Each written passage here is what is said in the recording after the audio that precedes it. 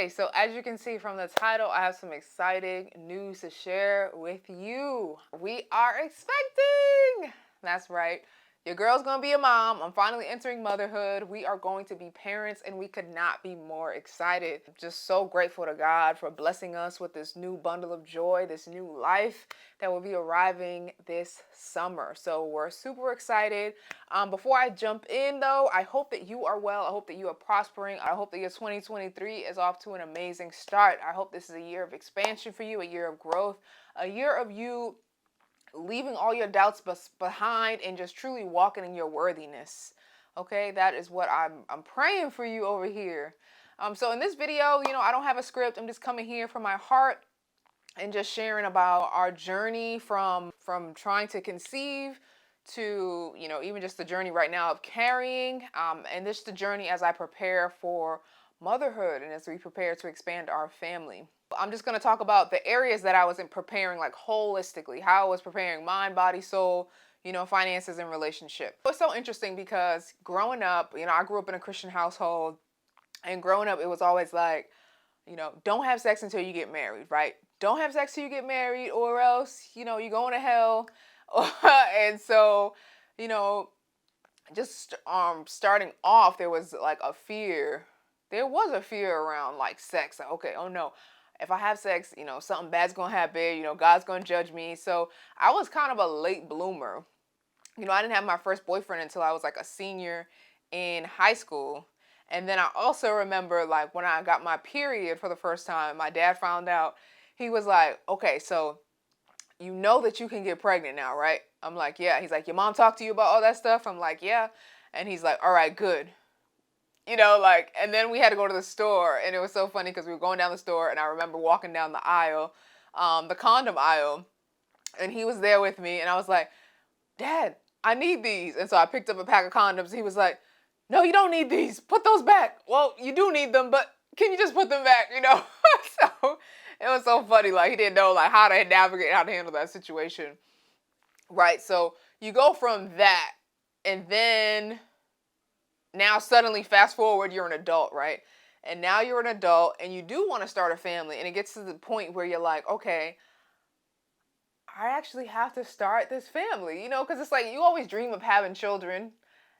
And then once you're married, now people are like, okay, when are you having kids? Even before you get married, once you hit to like, your mid 20s to late 20s, it's like, oh, okay, so when are you planning on having a family? Like, are you getting married one day? Like, where's the kids? Even if you're not married, I remember not even being married yet, and people was already asking me like, where your kids at? You don't have any kids, so that means you don't want them. So, children are like always in childbirth and just giving birth and becoming a mom and starting your family. It's always, it's always been in the back of my mind, since being young. I knew that I did want to be a mom, and I knew that, I'm now in my 30s. I do have a window, we have a window as women as to when that is the right time, or we have a certain age where it's the best time for us to have a child based on, society and the clock and, just how women's bodies are structured. Although women have been having more babies later and later. My husband, he is 2 years younger than me. So, first of all, we had to even get on the same page of when is the right time, because I'm just turned 33 this year, right? And so he is 2 years younger than me. Like I said, we had to get on the same page because in the beginning, months ago, he was just like, I don't know if now's the right time. I just want to be on board, even spiritually. I don't want to just make it feel like, okay, I'm just giving you this child because that's what you want. And I too wanted us to both be on the same page when it came to starting a family, because that's a big deal. So like I would just go to God and I prayed that God would just, open up his eyes and open up his heart, and just see that starting a family was important. And a few months later, he just started being excited and more excited about the idea about being a dad and us starting a family together. And then we were finally on the same page. And then we were preparing to buy a house at the same time. So now we're like preparing for this house. Now we're ready to start preparing to conceive and try for this baby. So the first step that, after we were on the same page, and now it was like, okay, how do I start preparing my body for this? And I had an IUD I had an IUD for, I want to say 2 years. Was it 2 or 3 years? I think I had it in 2019. I had an IUD, so the first step was removing the IUD. And I knew I wanted a little bit of time before I removed the IUD to get my body back on track with my body and my menstrual. So I took out my IUD this year in August. So September we did not try. Forgive me, y'all, my memory. September we didn't try because I had just got the IUD out the end of August. So September I didn't do anything.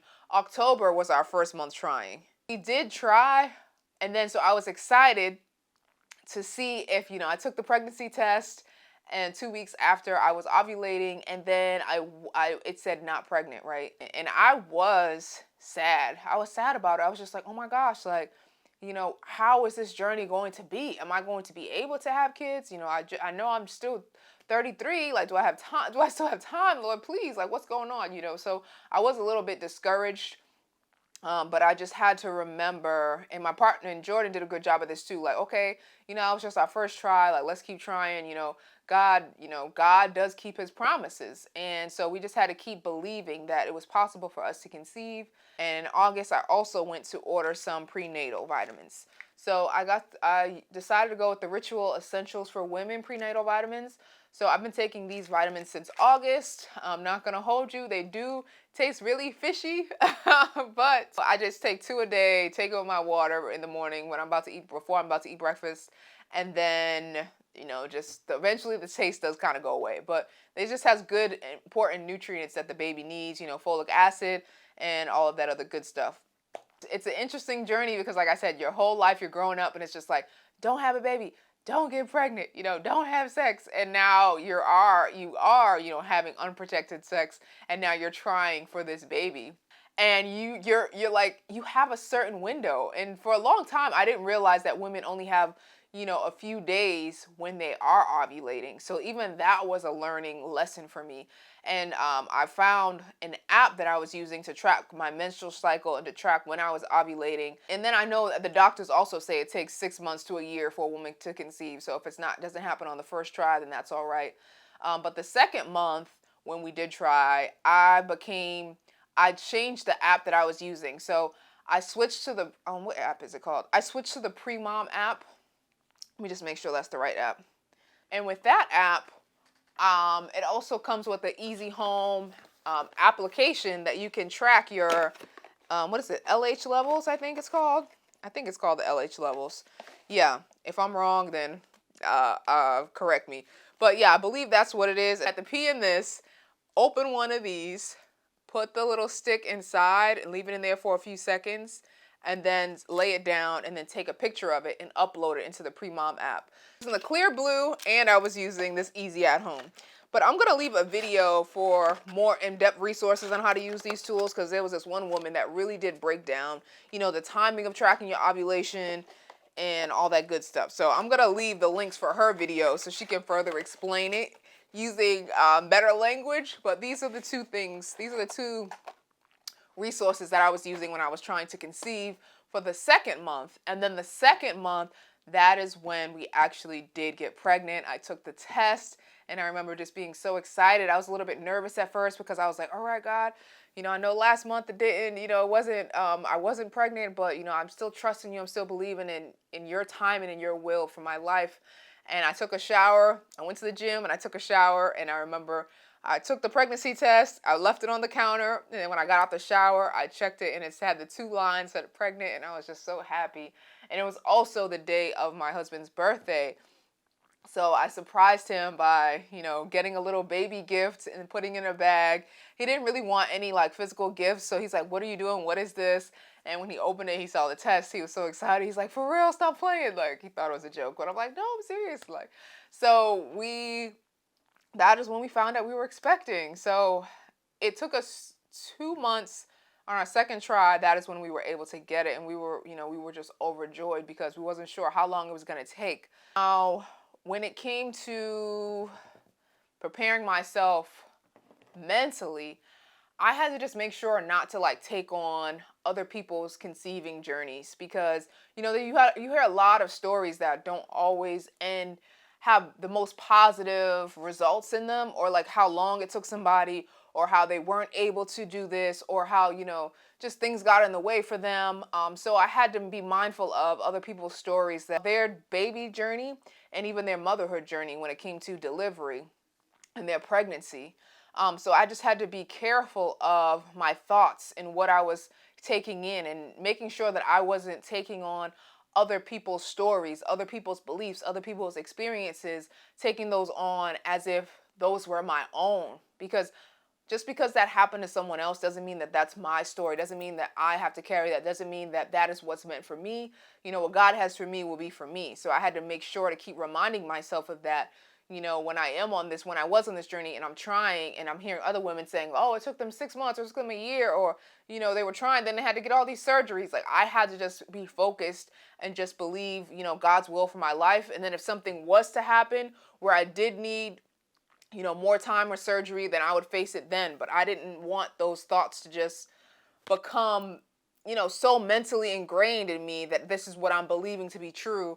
And then, now our thoughts are just very powerful, right? Our thoughts are very powerful. So I wanted to just continue to expect the best and believe the best, and not take on other people's journey and experiences as my own. So that was the first thing that I had to do to prepare my mind, just making sure that my thoughts were in the right place. And it was a daily practice, and that's why meditation has become so important for me. Even before expecting or trying to have this baby, I was meditating in my morning routine, because it just helped me become more aware of my thoughts, and it just helped me be more in control and just more self-aware of what thoughts am I thinking, how am I feeling right now, why am I feeling this way, and what if I'm feeling a certain way, what thoughts are tied to that emotion. The first thing, meditation, of course, getting into the practice of monitoring your mind, monitoring your thoughts. What are you thinking? What are you believing? What are you expecting God to do for you in this season of your life? So we got the mind. For the body, of course, I told you I was taking the prenatal vitamins. I already work out, 3 to 4 times a week, so I was continuing to work out.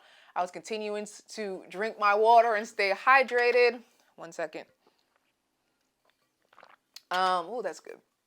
Continue to stay hydrated. I did cut back on alcohol some. Like, I don't drink a lot of liquor, but I do like my wine. I did enjoy my wine. So I started to kind of cut back on wine, because I knew that we were preparing the body. Now, the soul part. The soul is important because, again, our soul is attached to our heart, and also our mind too. But I have this daily Kairos journal. So also in my morning routine, I'm spending time with God. I'm praying, I'm reading the Bible.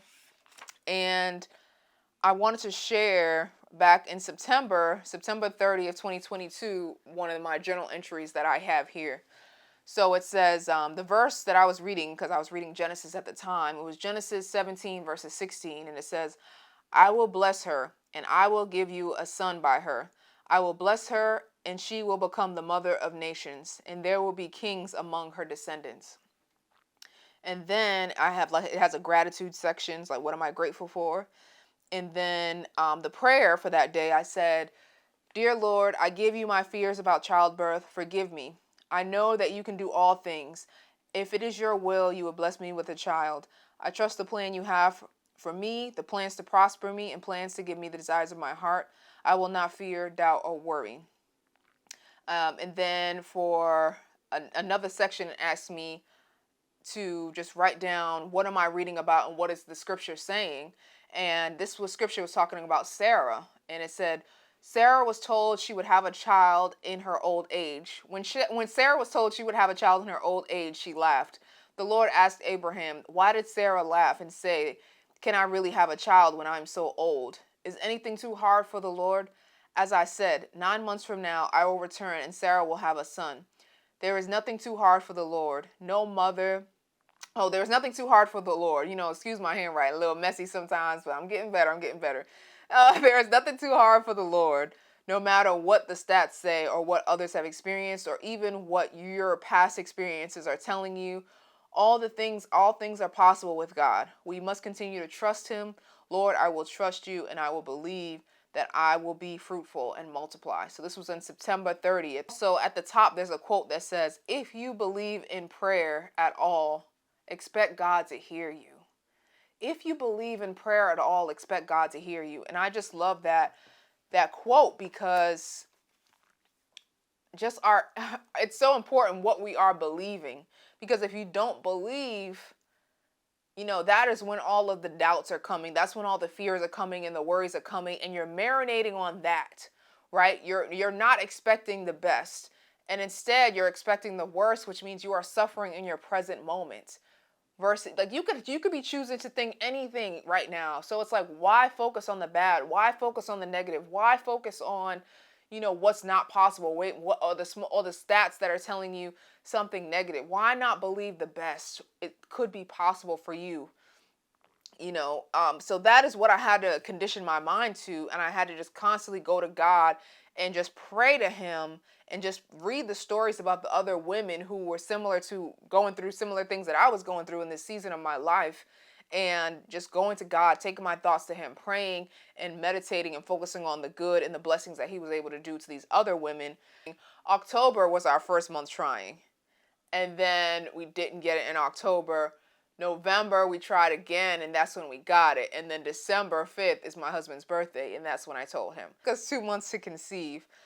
So yes, that is how I was able to prepare my mind. I told you about my body, and that was my soul, just making sure that I'm going to God. And of course, morning routine is so important. I'm so big on that at Wellthy Relaxed, which is a business that me and my husband have started together. I'll share the link to our brand and business in the description box below if you want to learn more about morning routines. We really just help people, release the stories that are holding them captive, and help them truly become the person that God meant them to be. And by doing that, we're able to, in order to become this person, we believe that habits and routines are important. So we work with you, we're coaching you to create a custom morning routine just for you, to help you become this person that God is meant for you to be. So I'll leave the link for that in the description box below. All right, so we tackled the mind, the body, the soul, and finances. Let's get to the finances. So, because of course, babies ain't cheap, all right? You do have to prepare financially. We were already in the habit of saving up money for our house. So our house is expected to be also built this summer. We put in a contract for it, so it should be built by this summer, right in time for the baby. Prayers up. So we were already in the habit of saving, and so we were also now just had to start saving for a baby. So we didn't start saving for a baby. We've been saving for a baby for months now, even before we were actually ready. We were just like, let's just create a baby fund. So we probably started saving for a baby fund maybe sometime like in 2022 sometime we started saving for a baby. Yeah, 2022, just because we knew that eventually we did desire to have one. So we thought it would be a good idea to just get a head start and start saving in advance, because babies do cost money. And I was used to just going to the doctors, once a month. I mean, not once a month. I'm going now once a month, because I do have this baby, and I have to go get my my weight and my blood taken, do the ultrasound, make sure everything is all good with me and baby. But before, I was going once a month. And then when you get to 36 weeks, I heard you have to go like once a week. So before that, I was only going to the doctors like once a year for my annual checkup. And so that is a monthly bill now, to make sure that we have the money for, the doctor's visits, and then making sure we have the money for the birth, giving birth to the baby in the hospital. And then also I just found a doula that I'm going to work with. So the doula costs money. And then you got the baby shower. And then you got the nursery, getting all the things set up for that.